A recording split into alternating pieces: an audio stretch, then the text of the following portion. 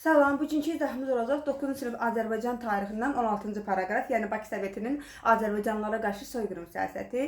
İlk öncə soyqırım səbəblərindən danışaq. Deməli, Bakı Soveti qurulandan sonra burada Bakı şəhəri Cənubi Qafqaz Seyminin səlahiyyətlərindən kənarda qalmışdı və Bakı Sovetinin də rəhbəri olmuşdu Stepan Şamyan. Deməli, Bakı Soveti bütün hakimiyyəti ələ keçirməsinə isə iki maneə vardı. Bir Duma idi, bir də ki Müsəlman Milli Şurası idi. Dumaya da başçılıq edirdi Fətəlxan Xoyski, o zaman bilirik bunu. Və deməli Bakı Soveti Dumanın səlahiyyətlərini də məhdudlaşdırır. Elə Müsəlman Partiyasının da eyni zamanda. Amma Bakı Sovetinin müsəlman əhali arasında sosial bazası yox idi. Və buna görə də deməli Bakı Soveti silahlı qüvvələr formalaşdırmağa başlayır müəyyən addımlar atır qırğınlar üçün və bunun da əsas tərkibini, elə bu silahlı qüvvələrin əsas tərkibini ermənilər təşkil edirdi. Və deməli Bakı Soveti şəhərdə qırğın törətməkdə isə məqsədləri var idi. Burada bir məqsəd müsavatın sosial bazasını zəiflətmək, məhv etməkdir. Digər məqsəd isə milli azadlıq hərəkətini başsız qoymaq. Axı bilirsiniz, milli azadlıq hərəkətinin növbəti mərhələsi idi artıq bu. 17-ci ildən başlamışdı, fevral inqilabından sonra. Sonra soyqırım üçün bəhanə Evelina gəmisinin tərk silah olunması olub. Düzdür, dəstəkdə yoxdur, əvvəlki dəstəklərdə var idi. Rəsulzadə onun hümmət təşkilatı vasitəsilə geri alınmasına razılıq alır, amma bu həyata keçirilmir. Sonra deməli qırğın başlayır 1918-ci ilin mart ayının 30-da və Bolşevik daşnaq qüvvələri bir yerdə qırğına başladılar. 12.000 nəfər dinc əhalini yəni qırdılar, burada soyqırıma məruz qaldı. İctimai binalardan hansılar zərər görüb? Gəlin onlar deyə. Bunları yaxşı olar ki, əzbərləyəsiniz.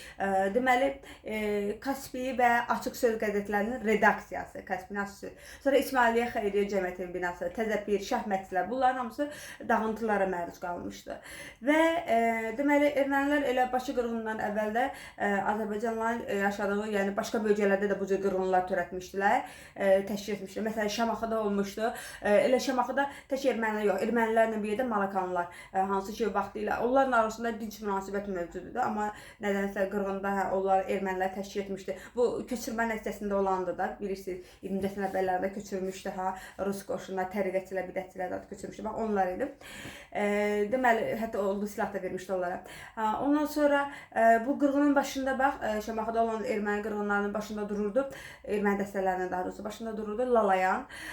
Sonra Qubada elə belə bir qırğın aşkarlanmışdı. Hətta Quba qəzasında deməli burada hansı ki tikinti 2007-ci ildə Quba şəhərində elə bir tikinti işləri aparılan zaman qazıntılar aparılır.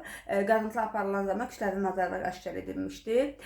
Bu da ki, yəni erməni soyqırımının əyani bir sübutu idi və də bu soyqırımı yəni dünya ictimaiyyətinə çatdırmaq üçün, eyni zamanda onların xatirəsini, bu soyqırım qurbanlarının xatirəsini əbədiləşdirmək üçün Azərbaycan Respublikasının prezidenti İlham Əliyev deməli 2009-cu il 30 dekabr tarixində fərman verir ki, sərəncam imzalayır ki, Quba şəhərində soyqırım memorial kompleksi abidəsi yaradılsın və 2013-cü ildə isə bu sentyabr ayında açılış olmuşdu.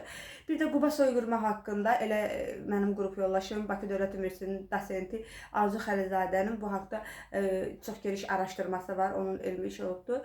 Yəni əlavə məlumat əldə etmək istəsəniz, MEQA hazırlaşanlar, sertifikasiya hazırlaşanlar, əlavə məlumat əldə etmək istəsəniz, onlara onun vəsaitlərinə müraciət edib, əldə edib daha da geniş məlumat əldə edə bilərsiniz. Sonra Lənkəran qəzasında da belə qırğınlar həyata keçirilmişdi. Zəngəzurda da, İrəvanda da, İrəvan quberniyasında da belə qırğınlar həyata keçirilmişdi. Ümumiyyətlə bütün Bakı quberniyası üzrə 50.000-dən çox Azərbaycanlı qətlə yetirilmişdi. Sonra bilirik ki, Azərbaycan hakimiyyəti yaranandan sonra bu soyqırımı tətbiq etmək məqsədi ilə burada dəstəkdə ay verilmişdi. 1918-ci ilin yay aylarında, iyun ayında deməli fövqəladə komissiya yaradı, sırf bunu öyrənmək üçün.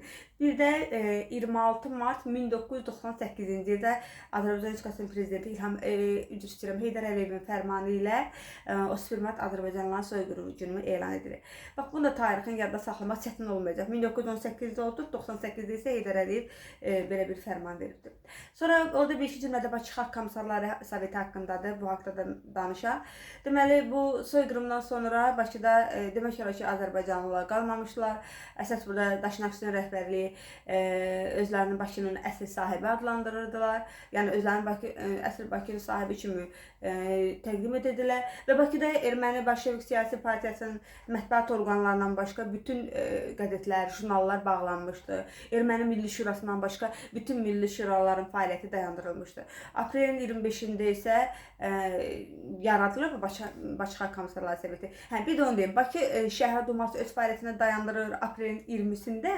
Aprelin 25-də isə Bakı Xalq Komissarları Soveti yaradılır. Bunda sədr olur Stepan Şaumyan. Və Şaumyan da Böyük Ermənistan xüsusiyyətini həyata keçirmək üçün müəyyən addımlar atır, bunu gerçəkləşdirmək üçün. Sonra bax, qardaşlıq yardımı adı altında, yəni bizim ümumdaxili məhsullarımız hamısı digər qonşu respublikalara daşınır.